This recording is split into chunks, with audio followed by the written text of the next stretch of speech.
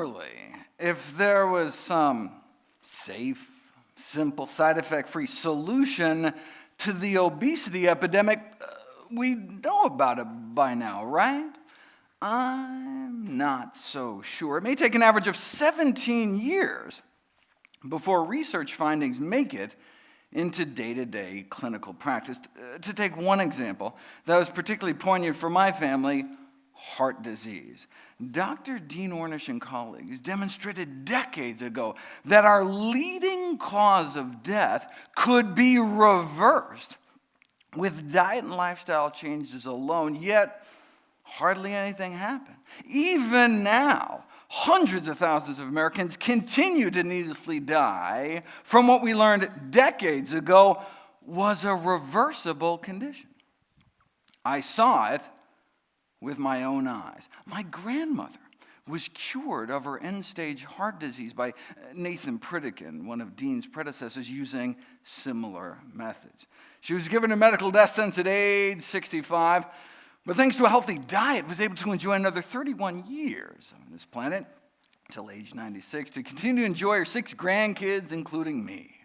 So if effectively the cure to our number one killer could get lost down some rabbit hole and ignored, what else might there be in the medical literature that could help my patients but just didn't have a corporate budget driving its promotion? Well, I made it my life's mission to find out. That's why I became a doctor in the first place and why I started a nonprofit site called nutritionfacts.org. Everything on the website's free. There are no ads, no corporate sponsorships, strictly non-commercial, not selling anything. Just put it up as a public service, as a labor of love, as a tribute to my grandmother. New videos and articles nearly every day, and the latest in evidence-based nutrition. What a concept. Okay, so what does the science show is the best way to lose weight?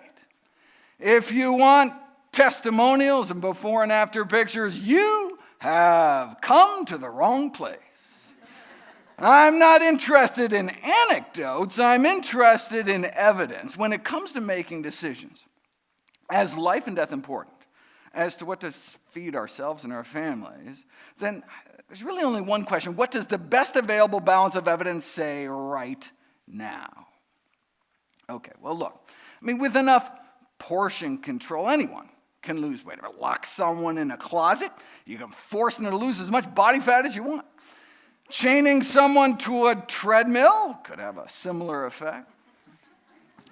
But what's the best weight loss regimen that doesn't involve calorie restriction or exercise or a felony?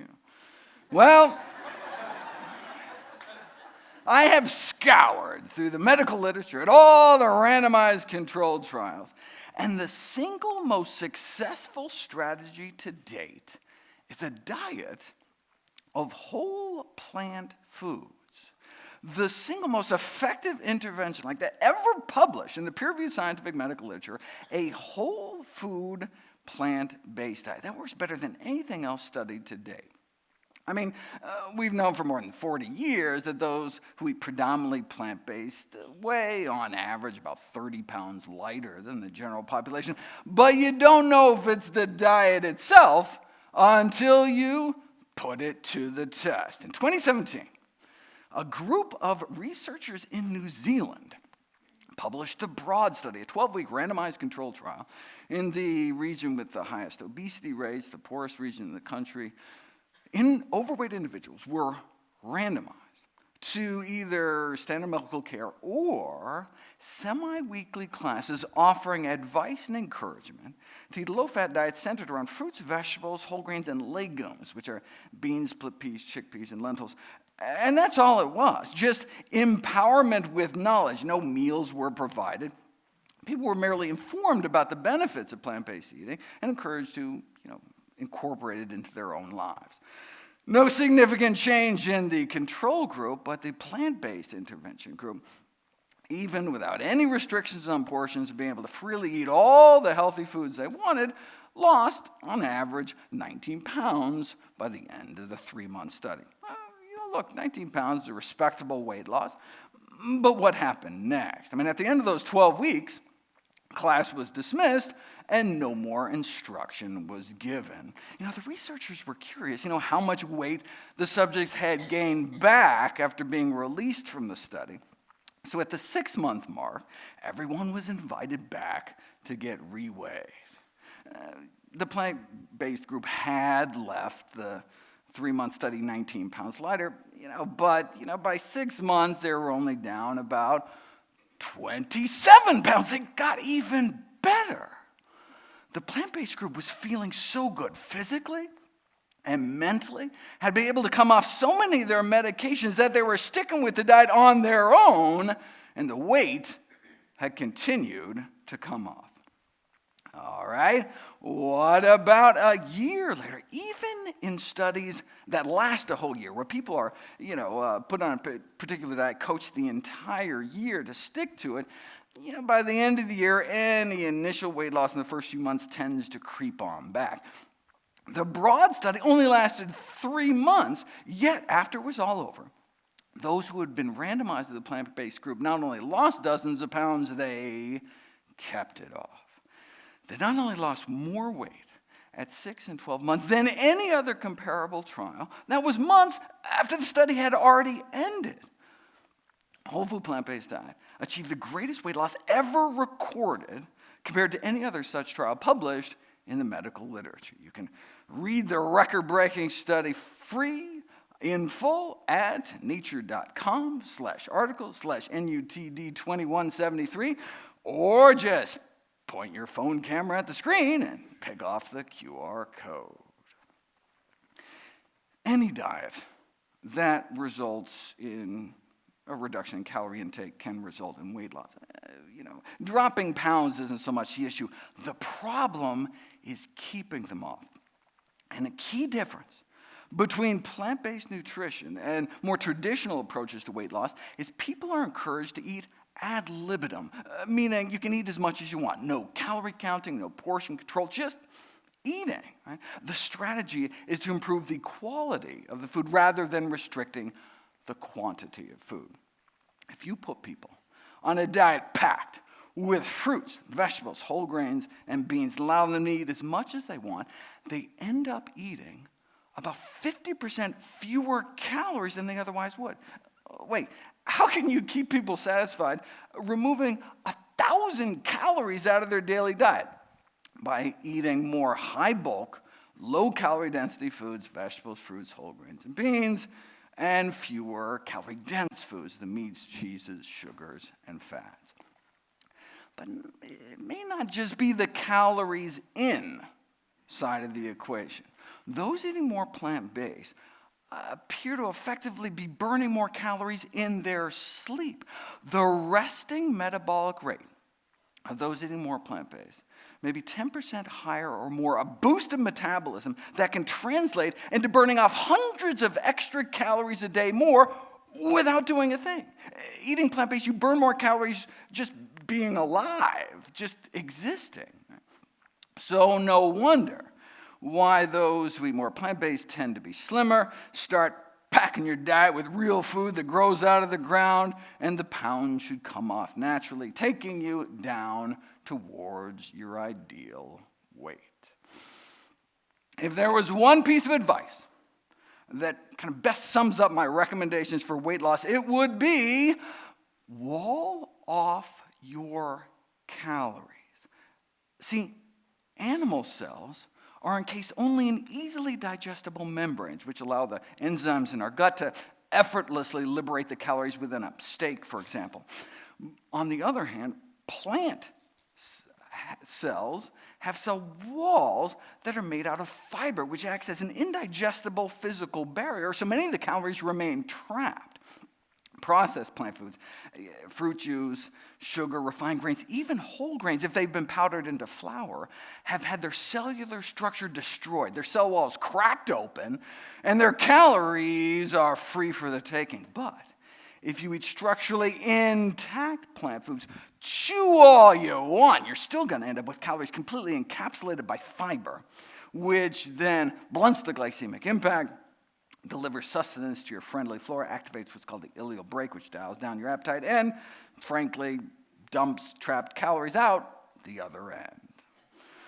So, bottom line, try to make sure as many of your calories as possible, your protein, your carbs, your fat, is encased in cell walls. In other words, from whole intact plant foods.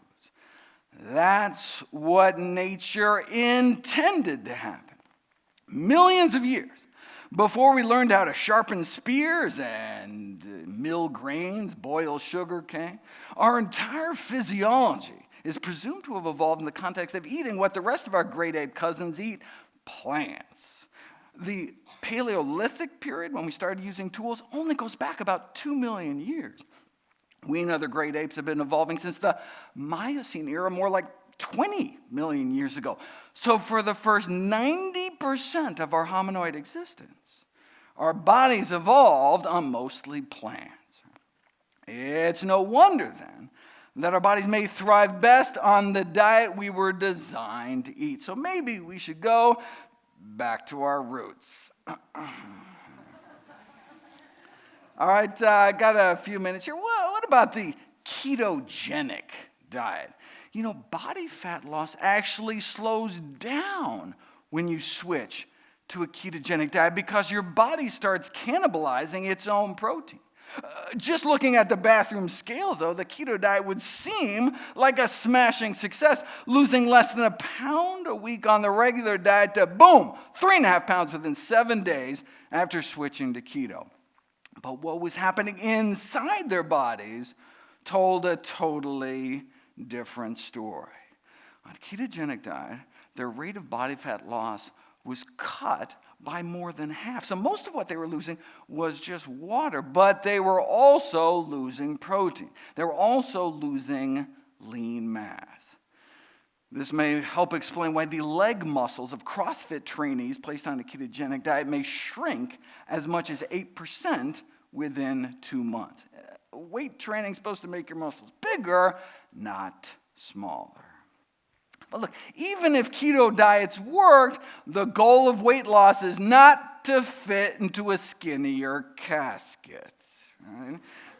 People whose diets even tend to trend that way appear to live significantly shorter lives.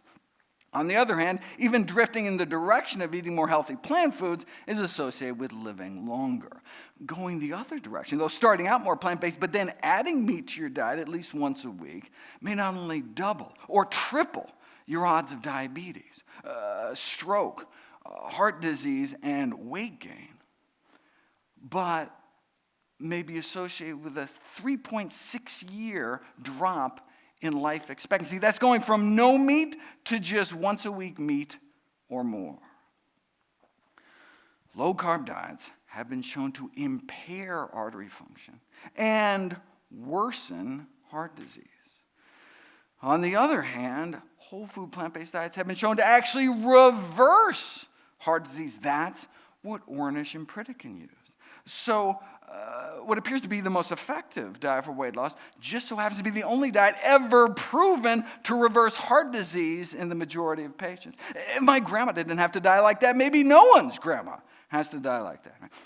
If that's all a plant-based diet could do, reverse the #1 killer of men and women, shouldn't that kind of be the default diet to proven otherwise? And the fact that it can also be so effective in treating, arresting, or reversing other leading killers like type 2 diabetes and high blood pressure would seem to make the case for plant-based eating simply overwhelming. Only one diet has ever been shown to do all that, a diet centered around whole plant foods. So we don't need to mortgage our health to lose weight. The healthiest diet also appears to be the best diet for weight loss. After all, permanent weight loss requires permanent dietary changes. I mean, healthier habits just have to become a way of life. And if it's going to be a lifelong, you want it to lead to a long life. Thankfully, the single best diet proven for weight loss also just so happens to be the safest, cheapest way to eat for the longest, healthiest life. Thank you.